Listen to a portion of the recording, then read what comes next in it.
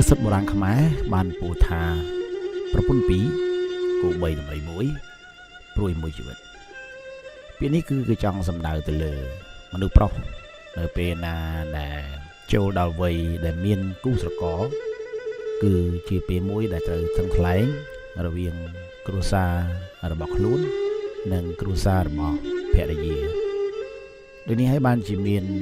សុភាសិតលោកពោលថាប្រពន្ធពីរនេះបើយើងគិតអំពីន័យត្រង់ដូចនៅក្នុងបទចម្រៀងមួយរបស់លោកតាស៊ីសមុទ្រដែលច្រៀងថាទុកអ្វីមិនស្មើទុកប្រពន្ធពីរធ្ងន់ជាងគិរីធំជាងធរណីវេរីសមុទ្រ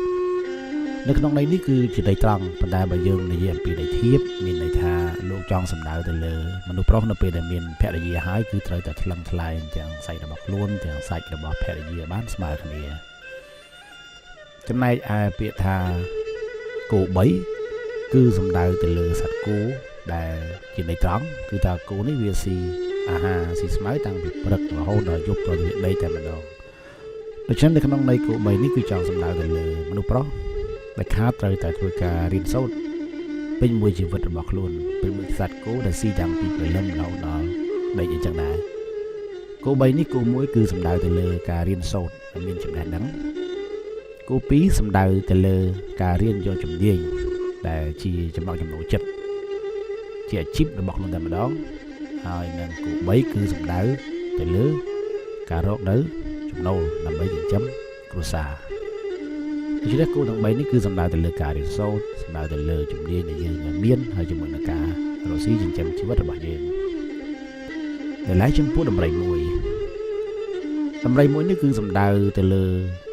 មនសិការស្នេហាជាតិរបស់ឬប្រុសឬជាមនុស្សស្រីទូទៅដែលធៀបតាក់ទងជាមួយនឹងការគិតគូរអំពីប្រទេសជាតិរបស់ខ្លួនសត្វដំរីនេះគឺសំដៅទៅលើប្រទេសជាតិរបស់យើងដែលយើងជាអ្នកដែលកើតនៅក្នុងសង្គមមួយគឺត្រូវតែមានមនសិការនៅក្នុងការស្រឡាញ់ជាតិមាតុភូមិរបស់ខ្លួនការដែលស្រឡាញ់ជាតិមាតុភូមិរបស់ខ្លួននេះនឹងធ្វើឲ្យយើងគិតជារៀងរហូតដល់ថ្ងៃយើងស្លាប់មានន័យថាយើងមិនអាចរស់ដោយគ្មានជាតិបានទេដូច្នេះនៅក្នុងសុភាសិតបុរាណខ្មែរដែលពោលថាប្រពន្ធពីរគោ3ដំរីមួយព្រួយមួយជីវិតនេះគឺចង់សំដៅទៅលើបែបនេះឯងដែលឲ្យមនុស្សប្រុសត្រូវតែធ្វើការពិចារណានៅពេលដែលមានគ្រួសារត្រូវតែស្រឡាញ់គ្រួសារទាំងសងខាងកើតជាមនុស្សប្រុសត្រូវតែមានចំណេះជំនាញនិងប្រាក់ចំណូលចិញ្ចឹមខ្លួនកើតជាមនុស្សប្រុសត្រូវតែស្រឡាញ់ជាតិមាតុភូមិរបស់ខ្លួន